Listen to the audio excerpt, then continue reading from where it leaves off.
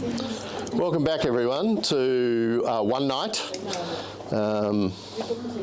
This may, depending on how the pandemic now pans out, this could be our last panel for this series. I hope that's wrong, but I don't think it will be. I think this will be the last one. So Merry Christmas, everyone, because we won't be out by Christmas. So tonight I want to talk about the personality and the particular. So there was a lot of questions asked when Gurdjieff was teaching the Enneagram as to why the Enneagram itself had reappeared in history at this particular moment in time. And I think that's still a relevant question, 100 years after Gurdjieff, because the period, the epoch that we exist in at this moment in time is unlike any other period of human history. So there is no other comparable time in human history that we can, gain much insight from simply because of the size of the human population. So 7.5 billion now, growing to 11.5 billion by the end of this century. So it's a very large population. And the thing that has saved human beings, I think, from complete disaster in the historical past is simply the amount of room that exists on the planet for the amount of people, the population that exists at that particular moment in time. There was always room to expand. There was always room for the personalities to be given full agency and not necessarily run into too many people. And when large population built up and the personalities ran into each other, it inevitably caused terrible suffering and pestilence and disease and war. And so the ability to expand around the globe has been one of the saving features of the human the human experience. Now, the problem, of course, is in this particular epoch is that there is nowhere to expand.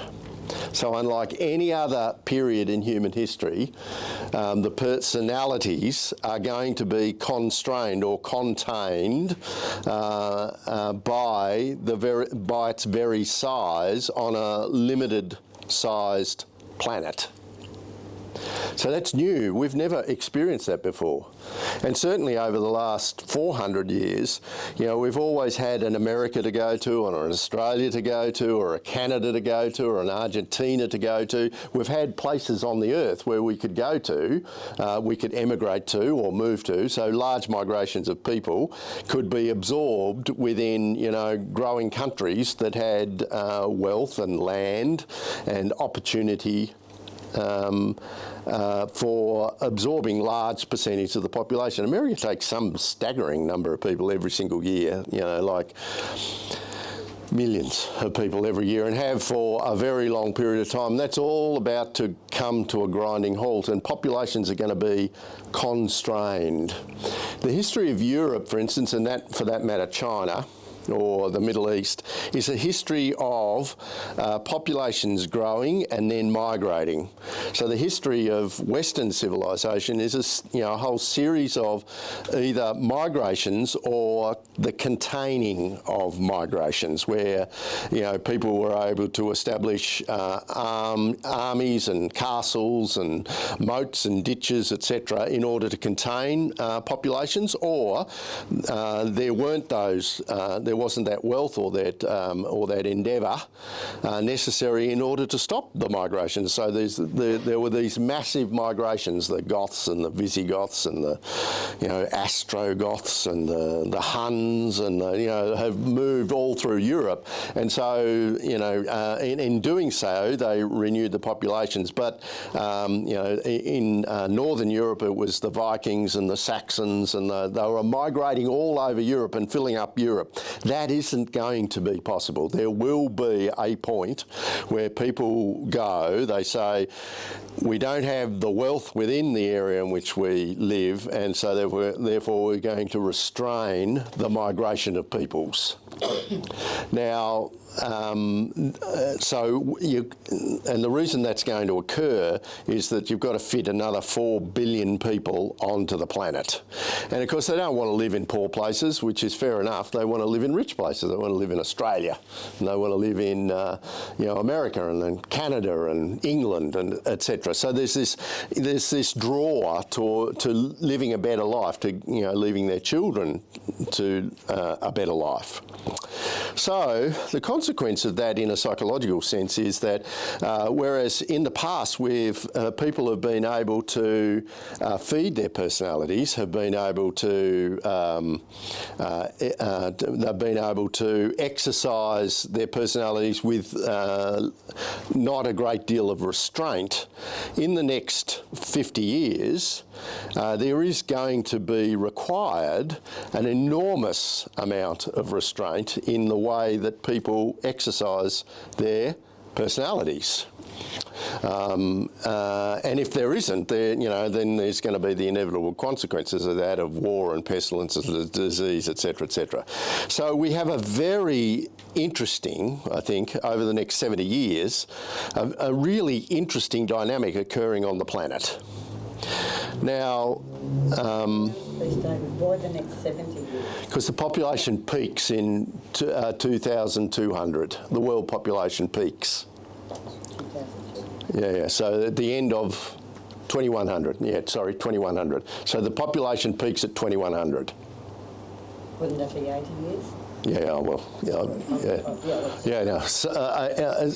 Some number.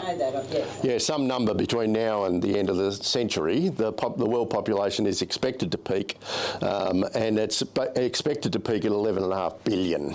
And then a lot of people will die. Yeah, well, they will. Yeah, well, they will be aging at that point, so they'll be getting old and they'll be dying. Of course, another big issue that's going to be around for us is that medical science will keep certain parts of the population, the wealthier parts of the population, alive longer. So therefore, as the population grows, it'll age considerably.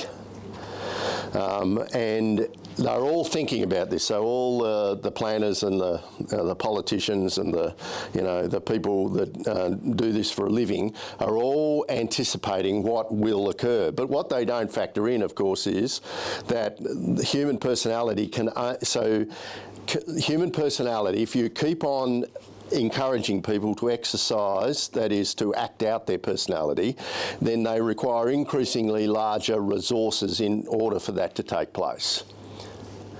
So the problem with Australians at the moment, as wealthy as we are, is we want to be wealthier.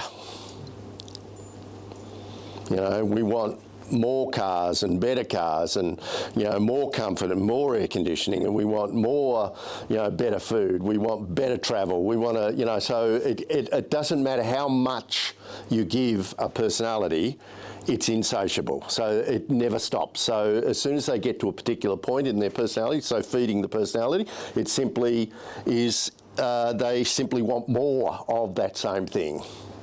And so the consequence is that you have increasing consumption. So at the beginning of the 20th century, the consumption, even though Australia was in the top 3 gross domestic products per individual, so in terms of a definition of wealth, so very high, our consumption would have been a fraction of what the consumption is today, and we're 23rd or 24th in the world in terms of that. So Australia was built on far less consumption than we have today. So I remember talking to a building developer, and houses in 1950 had one power point in each room. And you can now measure the amount of consumption that a person is using by the number of power points in their house. And with PowerPoints is power consumption, etc. So power consumption is one of the consumptions, but it's not by far it's not the only one. It's the consumption of fuel, the consumption of food, the consumption of movies, digital technology, travel, etc., etc. All of these things are causing a massive consumption. So personality is this. So that was my introduction. So personality is, for the first time in human history, a significant. It's a significant part of how we are going to deal with the next 70 years, because unless we can reduce consumption per capita on Earth, there isn't enough stuff to go around. And so, and there will be inevitable consequences of that. And the thing that's driving the consumption is what we know as the 9 personality types, the 9 passions. That's what's driving consumption.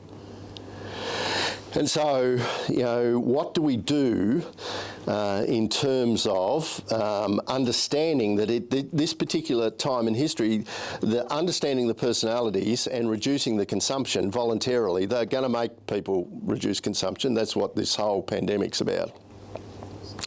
It's about... Can I please ask, you were saying that the personality drives consumption? Yeah. How does that work, please? Because consumption is a function of evolution, which means that I am competing with everybody else for supremacy, for dominance. And so as soon as somebody, gets dominance, everyone wants dominance. And the way that you get that kind of, competitive supremacy is to be able to have more power than another person. Power means money and consumption. So mass production would be considered, somehow it's related to personality type. Yeah, consumption is definitely related to personality type. So did you ask another question I didn't hear? Well, mass production enables all this consumption. So but the consumption comes first. The consumption doesn't come after the mass production. Consumption drives the mass production.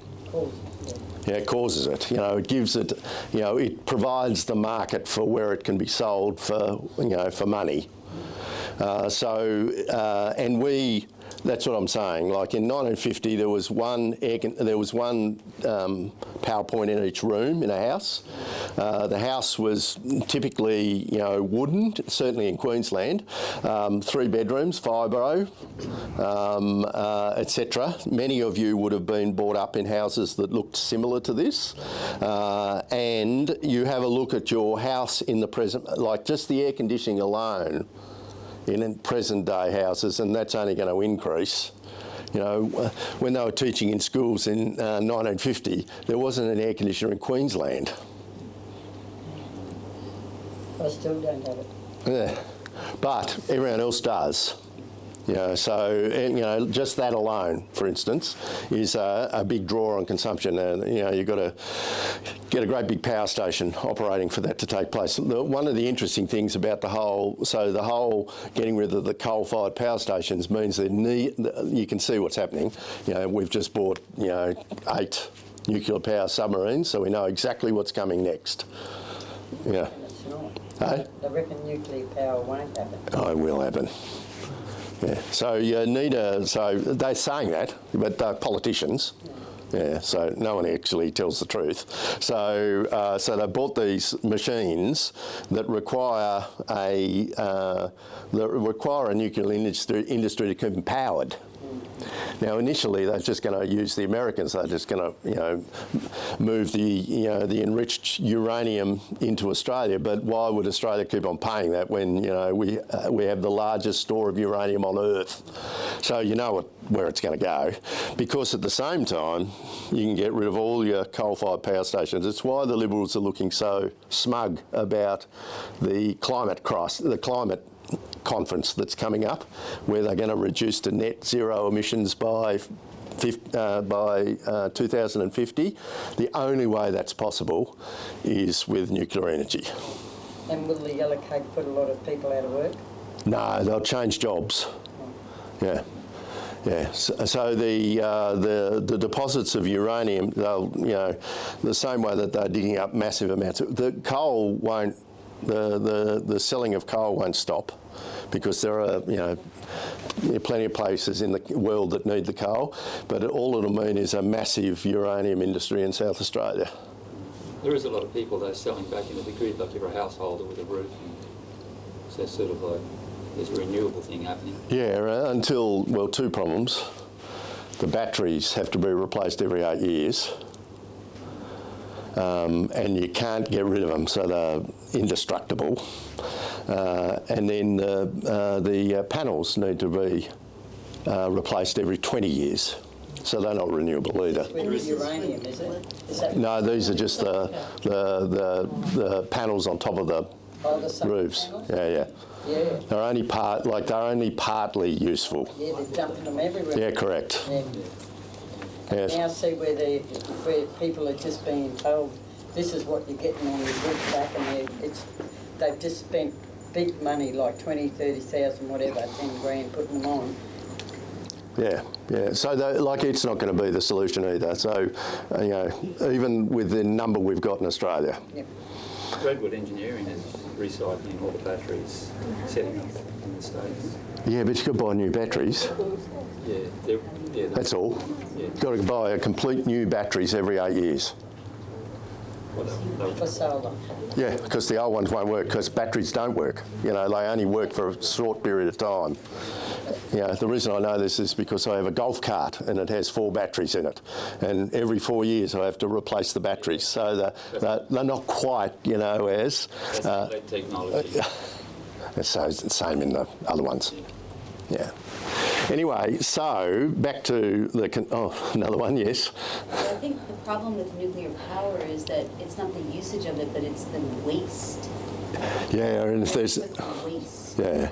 But if there's a country that can deal with the waste, if there's one country on Earth that can actually, bury it somewhere safe, it's got to be Australia, which is the, geologically most stable continent on Earth. Did you read that article? Hey? Is it so old? Yeah, because it's so old. Did you read that article about Singapore, how they have, they have no rubbish, they collect it every day, it goes in that huge big thing, Yeah. and they burn it all up, Yeah. and they use all of that big thing to run all the power, and then it's all filtered to be, friendly to go back in the thing. Yeah.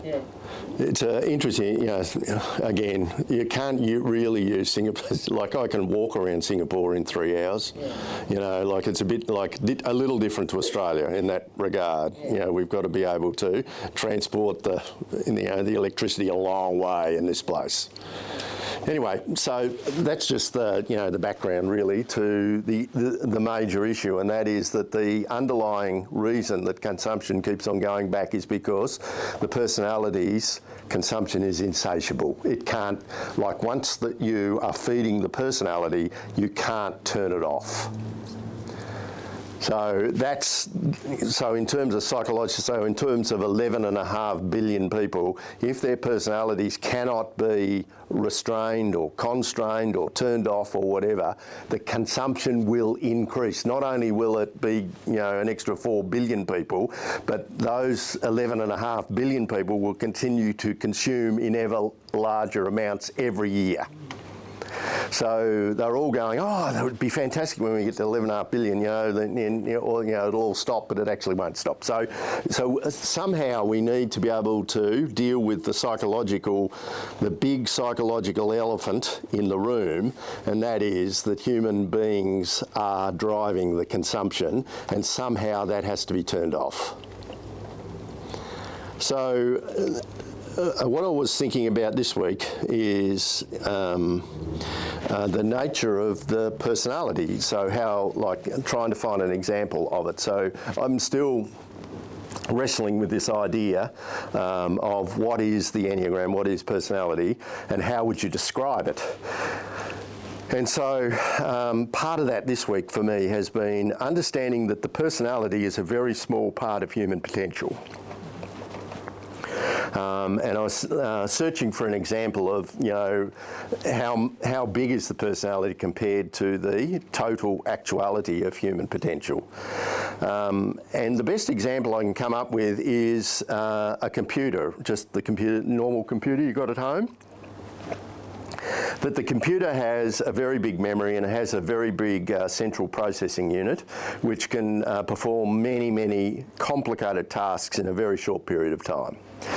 But in order to to start up the computer at the beginning, so when you press the button, it relies upon a boot program which is on the ROM, the read-only memory part, the chip that has all of the bits and pieces that you need, all the software, little software that you need in order to be able to, to have the factory default position. So that's got them all on the ROM. And on the ROM is this boot program. So you often see it in the Microsoft black screens boot program, and it got a number and it starts the program. That boot program allows, so it's shortcut, so it doesn't use a very complicated, it's complicated, but it's not as complicated as the total computer. It uses a tiny fraction of the power and the memory and the computing power, the CPU, that the total computer uses in order to start the computer up. So there's that period when you press the button before you type in your password. That period between pressing the button and the Windows thing coming up is the boot program. It's the program, tiny little program on the ROM that starts the whole computer. And once you've got it started, then all of the the brilliance of the computer, its memory and its CPU, etc., is then turned on. That's what personality does. So I was looking at Sophia during the week, and I was thinking, she is now developing a boot program that is a fraction of the total capacity of the computer, in this case the human being. So it's a little bit of the total capacity of the human being. And that will allow her to get through childhood, and it will allow her to get through adolescent, and will allow her to get into adulthood. And at adulthood, the idea is that she, in normal circumstances, I'll leave the boot program behind, and I shall explore the total capacity of a human being, the total actualisation of a human being. The problem is that 99.9% of all people on Earth are happy with the boot program, especially in smug, middle-class, comfortable, bourgeois worlds like Australia. We're happy with the boot program. We don't want so when people, after the war, the baby boomers were fascinated with the idea of, when they were young, of self-actualisation, a bit like Luke Skywalker in Star Wars, becoming an awesome person. So that's the whole of the baby boom generation were that motivated. They thought that we'll be able to, self-actualise. But they got to middle age, they got to air conditioning and houses and whatever, and they decided to abandon the dream. They decided to be comfortable instead. So it's a bit harder to be, comfortable in Nairobi, but it's not hard to be comfortable in Brisbane. And so Brisbane became not only a very comfortable place, a very wealthy place, but it also became like a place without creativity. It became ordinary because the baby boomers had given up on the dream of self-actualisation. They had settled for the boot program and not the, so they're still, so the baby boomers are still pressing the button, turning it off, turning it on, turning it off, and go, wow, this is fantastic. I can turn this button on and the Windows thing will come on. But I never ever use the Windows program because I turn it off again and go back to the start and press the boot program. That's personality. That's what's happening. Instead of self-actualising, and instead of providing, examples of extraordinary human actualisation, we're comfortable existing on just repeating the same comfortable things of starting and stopping that we've done all our lives. Now, each of you are a Leonardo da Vinci. Each of you are a Michelangelo. Each of you are a Madame Curie. Every single person in this room has that capability. But the problem is that to actualise any of that, requires a struggle. It requires an ascesis. It requires an effort on people's behalf in order to be able to, to turn the passions, which are the thing that we're constantly trying to, consume things to placate. Instead of transforming those passions into the virtues, which are creative, they're inexhaustible, they're loving, they're fertile, they're imaginative, they are hardworking. All of those things. The virtues provide all of these, extraordinary characteristics, but people don't want to turn them on. So they don't want to transform the passions. They're happy consuming in order to placate the passions. Yeah. Well, the passions cause, pain. They cause us to. Everybody knows that they're capable of something. Everybody knows at some level that they are not quiet men, desperately, being lonely. So they understand that, but in order to, they don't want to think about that. They don't want to think that, they've wasted their lives or all they've done is, sat on the planet and never, actualised anything. And so, they just get older and older, and all they do is consume more and more in order that they never have to think of what would life have been if I'd been braver, if I'd had more hope, if I'd had more resilience, if I'd been more disciplined. How would our lives have been different if we had done that? And so when you're looking at young people, maybe, like, what's going to happen is, this is just a prediction, just my opinion, what's going to happen is, we're going to have 11.5 billion people. We're going to need some creative solutions to the problems that arise at that point, and yet we will have narcotised the entire population. What's a narcotized? Means to drug. With consumption, literally, to stop them from. So the problem with consumption is it produces an incredible infertility in human beings. Cognitive infertility, emotional infertility, physical infertility. So Physical infertility would be good because then there wouldn't be any more people. Yeah, no, because the physical infertility is connected to the other fertility. That's the only problem with that argument. So somebody once said, how can we lower the population? Because that'd be a good solution. Instead of reducing we can have 11.5 billion people if we reduce our consumption. We can do that. The April place is starving. They bred like crazy. Yeah, well, the one thing that will lower the population is wealth. It's the one economic characteristic that always lowers the birth rate in a population. Wealth.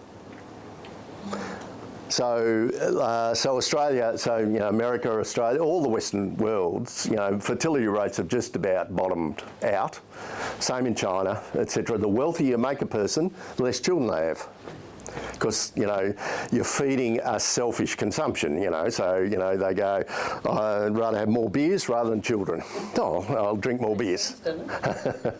Well, if your consumption, absolutely. So if this is an evolutionary, thing, then it's all about me. Yeah. What were you saying before, something about exercise, how it's something about when the person doesn't exercise? I didn't... No, I didn't say anything about it. I haven't mentioned exercising. Yeah.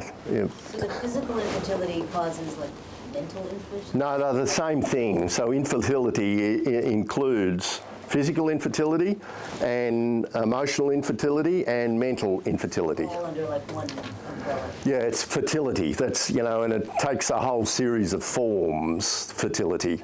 That doesn't mean that, people that ladies that have endometriosis, are consuming too much, although probably are.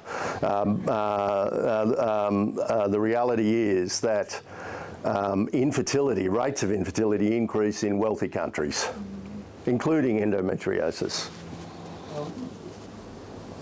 So it becomes a bigger and bigger problem. The heavier you are, the harder it is. And of course, we're massively overweight. In terms of the personality,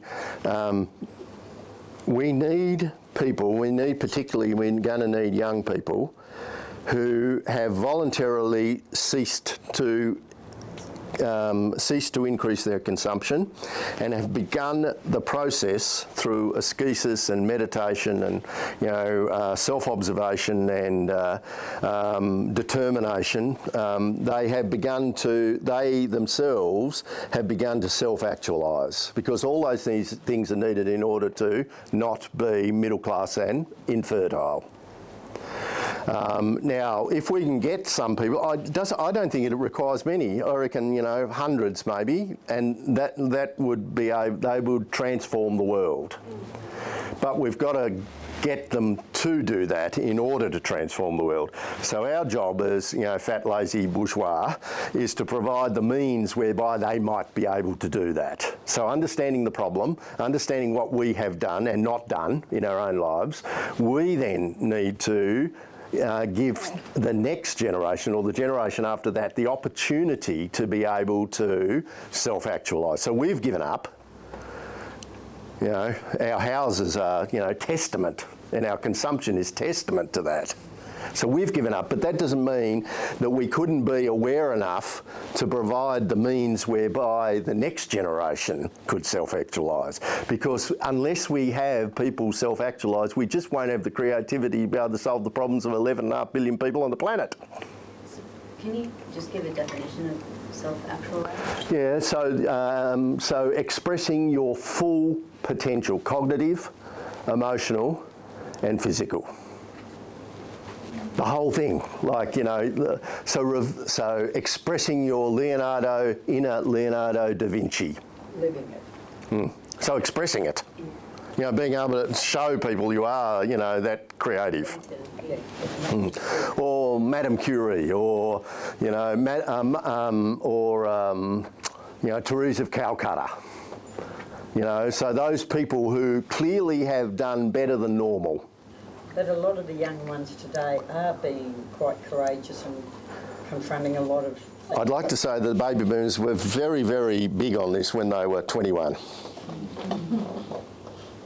Yeah, but the younger ones today aren't swallowing everything in the medical profession. Oh, no, I understand all of that. So, remember what the baby boomers are like. They're very difficult people, like when they were 21. They were going to change the world. They were going to make the world better. They were going to make the world more righteous. They were going to, feed the poor. They were going to do all of that. Were those like the flower children in the 60s? Yeah. The optimism that was in 1968 in the world, in the Western world, was enormous as the baby boomers, came to be 20 or 21 years of age. Then they sold out. Yeah. They completely sold out. So can you say that self-actualization is basically manifesting the virtues? Is that one way? So yeah. Okay, and that would be different than for every personality. Yeah. Would they converge at some point? I think so. That's a very good technical point, I'd like to say. So about how this might work. So at each of these points, so you can see the points are on the edge here. So this is the infinite. And this is the finite. Now, what I'm saying is the baby boomers have got really settled inside this circle. They're simply recycling the same stuff all the time inside the circle. We actually need help. We need to bring the infinite into the finite. Yep. So the infinite have, infinite resources, infinite creativity, infinite, expression, infinite love, etc., from the infinite. So we need to be able to bring the infinite into the finite. So how do you do that? Knowing that the personalities exist right on the edge. So even though the Enneagram is describing combinations of passions, the diagram itself actually describes passions which sit on the edge between the finite and the infinite, between the lazy and the infinite. This is the lazy here. All it's doing is endlessly repeating the processes and behaviours and recycling the energy and the creativity. Like, how many more movies are going to be remakes of movies that were in the 60s and 70s? How many more do we have to see? Because they aren't actually creating any groundbreaking movies anymore. They're just repeating the old ones over and over and over again. So it's about bringing the infinite, the infinitely creative, inside that circle. Now, at the edge are these passions. So there's wrath. We're going to talk about that tonight. And I've looked for so many words to understand the ones. I've used self-righteousness and whatever, but now I'm just resigned to the fact that wrath is the single best description of the passion of the type. So wrath, pride,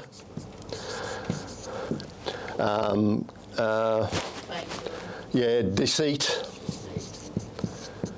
envy, or jealousy, greed, doubt, conceit, I,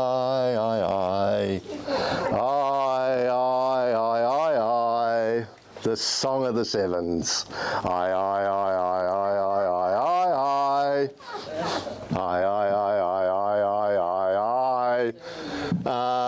Lust.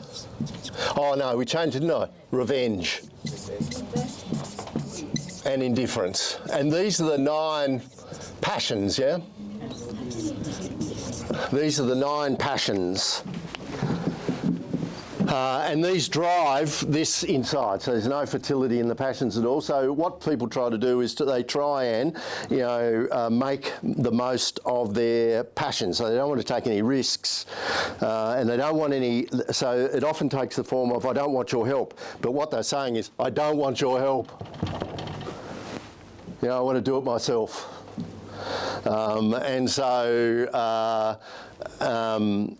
And so what happens is we just are in this great big endless cycle of consumption and recycling. Now what's happening, of course, as we are contained within this, so energy cannot be created or destroyed, but what we're doing is we're using up all the resources and energy so that eventually we become extinguished. We run out. So that's what's happening in terms of the planet itself. Now, what the Enneagram says is that wrath can be transformed into tolerance, and the tolerance is a remarkable transformative energy which creates energy. So, and the reason I say it creates energy is that it's drawing energy from outside. So it's tolerance instead of, say, revenge or, righteousness. Righteousness is a consumption, so it uses up all these resources. Tolerance brings energy from outside the system, so it invigorates the system. So when a person acts with virtue, they're not acting out of evolution. They are acting the opposite of evolution, and they are bringing energy from outside. They're connecting the infinite with the finite. With pride, what is it? Humility. Yeah, humus. So humus. So groundedness. So pride is a haughtiness. It's a, you know, it's a privilege. You know, like an entitlement. Whereas humility, humus, is groundedness. So it's being with. So it's what Mother Teresa did in Calcutta. It's being with the poor. You know, not lecturing people about the poor, but actually being with the poor. Deceit takes the form of honesty, so no lying. Absolutely no lying. And people think lying is just words, but it's also in the way that you present yourself. It's the way that you give the impression that, you know, you like someone when you are appalled by somebody. And you don't say anything about it. Jealousy, it's service. Yeah. Just so all the fours can throw up. It's service, like it's giving up. It's not wanting to be an entitled or privileged princess. It's about serving other people. Greed takes the form of non-attachment. Doubt becomes faithfulness. Conceit becomes, what does conceit become? What do we think? Sincerity. Huh? No. Patience. That's it. Well done. Patience. So slowing down. Like slow. So the world's running at 100 times faster than it should be. And if you want to find out how fast the Earth should be running, well, go and look at a tribe that's not been infected with the modern world, and you can see how slow it is. That's patience, yeah? And it's the mother of creativity, patience. Revenge is justice. So fairness. You know, a just distribution of resources. And indifference is right action. So choosing the right path. Wouldn't that be good if we had somebody on the planet that knew the direction to take? And that they had used, you know, a connection with the supernatural world in order to be able to come to that, you know, piece of reflection. How is patience the mother of creativity? Well, you need to be patient in order to be creative. Yeah, You've got to be slow. So Evagrius says unshakable stillness. But he often says patience in the same breath.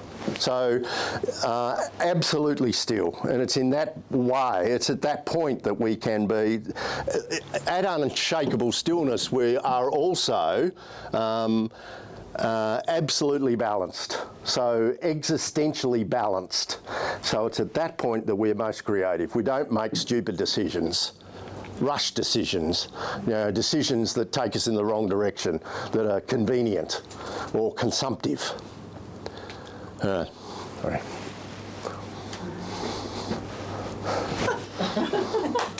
That's it. All right.